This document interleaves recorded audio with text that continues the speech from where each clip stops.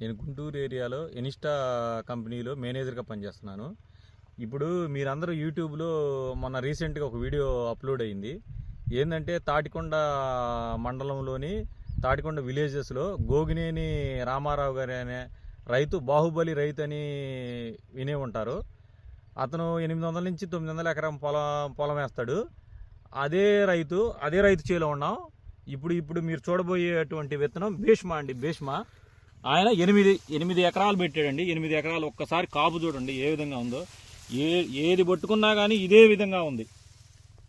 ఏ చెట్టు పెట్టుకున్నా ఇదే విధంగా ఉంది. ఈ చూడండి మీరు ఎంత క్వాలిటీగా ఉందో. చేను కూడా చూడండి, స్టెప్పులు ఎగుత్తా, చేను కూడా స్టెప్పులు ఎగుత్తా, ఏది పట్టుకున్నా గుత్తులుగా కాపు చిక్కగా బ్రహ్మాండంగా ఉంది.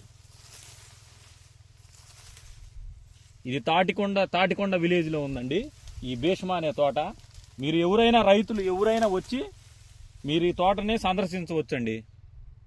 చేనొచ్చి గోగినేని రామారావు గారిది.